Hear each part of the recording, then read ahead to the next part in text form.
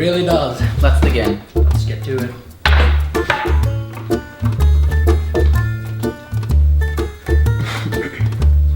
Edvin is putting his napkin in his collar.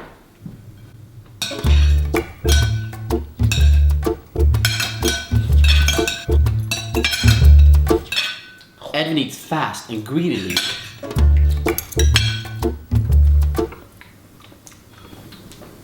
Edvin licked his knife.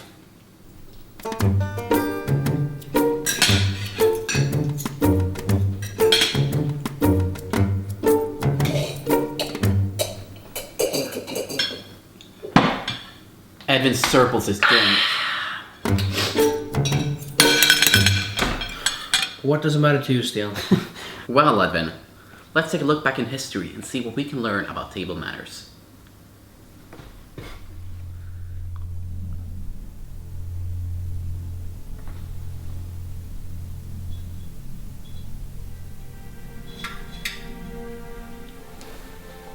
What Edvin is wondering is easily explained by history. 5,000 years ago, in ancient Mesopotamia, an unknown writer claims that the Goetians are uncivilized and that they eat like savages. The Spartans used napkins made of dough, and the Romans had napkins the size of their own tables.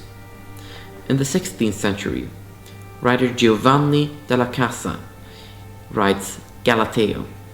It is a monumental piece of Western literature, and it's just a set of rules. Rules for dining. It tells of basic rules like that you shouldn't blow your nose in your neighbor's sleeve, or that you shouldn't sing loudly out of key at the dinner table. But also finer rules like placement of the napkin, how to drink, how fast to eat, all of which Edvin failed. Thank you. Although Stian is an educated man with great knowledge in the history of table manners, we needed to find out more. We wanted to know how table manners have changed over time, if they are still important today, and if there are any cultural differences in table manners. We decided to visit art and culture historian Åke Livstedt. Livstedt has been in charge of setting the table for the Nobel dinner, and he has also been involved in the banquets of Gripsholms slott. Men när man talar om bordsskick idag så är det ju, och modernt bordsskick om man så vill, så är det ju någonting som uppkommer på slutet av 1700-talet, 1800-talet framförallt. Det börjar, och det är ju beroende av en ny samhällsklass som trädde fram efter franska revolutionen, det som vi kallar borgerskapet, som försöker då hitta en identitet. Och det har ju då också hela tiden med den tekniska utvecklingen, industrialismens framväxt och den stora samhällsförändringen, urbaniseringen. Alltså det är ju... Åke showed us his grand collection of old utensils and silverware. One of these was an old silver knife from the 1700s. I det här fallet så är det är alltså stämplat 1785. Det är sent alltså. Är det silver då? Ja, ja. Och as Stian briefly mentioned earlier, the napkins have been around for a while. Åke speaks of the Roman napkins. Nu är servetten egentligen inte torrklädd utan det är en klädskyddare.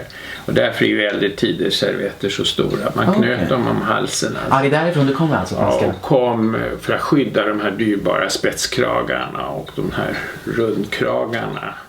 So basically what Åke is saying here is that I was simply following old Roman customs during my lunch with Stian.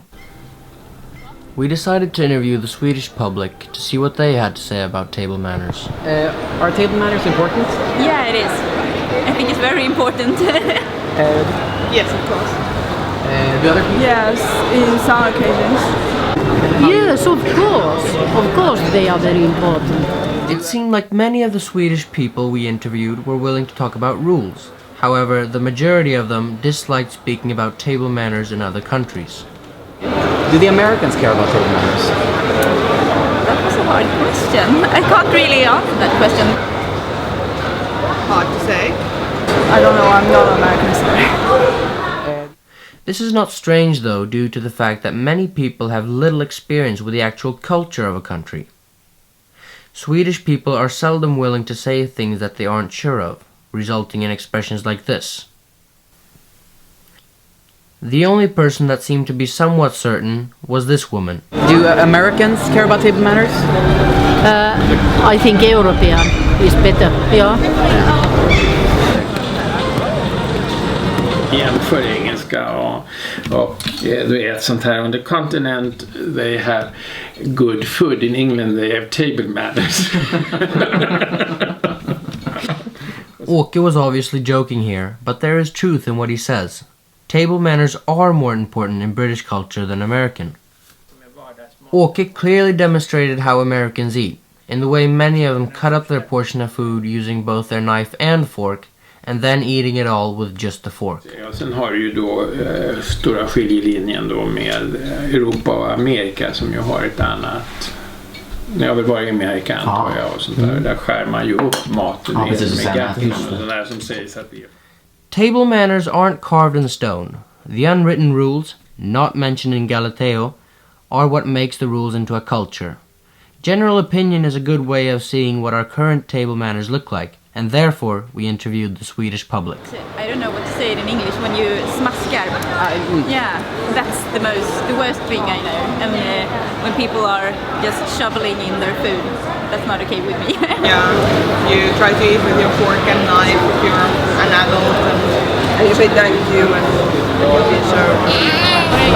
Man ska väl inte tugga vatten när man sitter med armbågarna på bordet, tror jag. Could you say some rules, like when you eat, what you're supposed to or not supposed to do?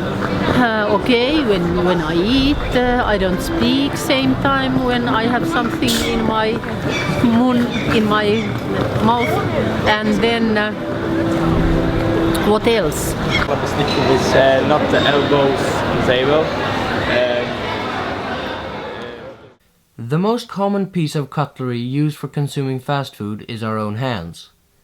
And of course you can use your hands if you eat, for example, chicken. Yeah. Well, that's... Well, you usually don't eat with your hands unless it's something that's supposed to be eaten with your hands, and you have the knife on. Åke noted that since fast food did not exist when he grew up, he has not learned the elegance of fast food manners. Therefore, young people will have the upper hand when eating fast food.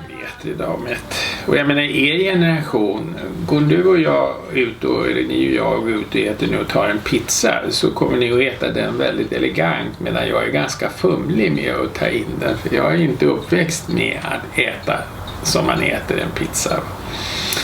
Och ännu mer en hamburgare. A new form of table manners has developed where the youth are the masters. So Sten and I are currently standing outside of McDonald's. It's 7:30. And we thought that McDonald's opened at 8. 7. 7, but they open at 8. So we have to wait here for half an hour. Yep. And we hope to be the first ones let in at McDonald's. So let's just wait here.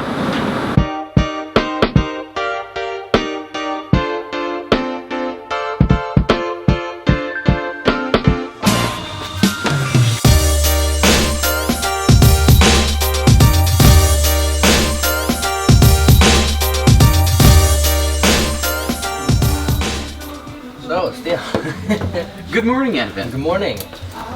So what we've done here is that we've taken our formal table manners we have learned into an informal dining area. McDonald's. McDonald's, a fast food chain where people often eat with informal table manners.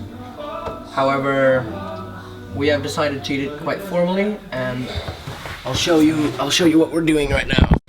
So Sten is about to enjoy. A McGröt. What are you eating? A McGröt. McGröt. A McToast. A McCoffee. And that's it. That's it. And you were having McScrambled eggs and a McHot chocolate. McScrambled eggs, hot chocolate with water, McHot chocolate, and the McGröt.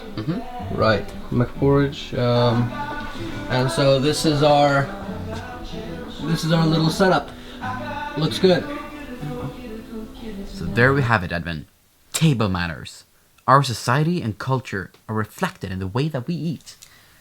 But Stian, couldn't one say that table manners aren't rules, but rather guidelines for how we want to display our personalities? A very clever insight, Edvin. But we must also remember that using proper table manners is polite to those around you. Ah, right you are. Those other people in McDonald's sure looked uncomfortable.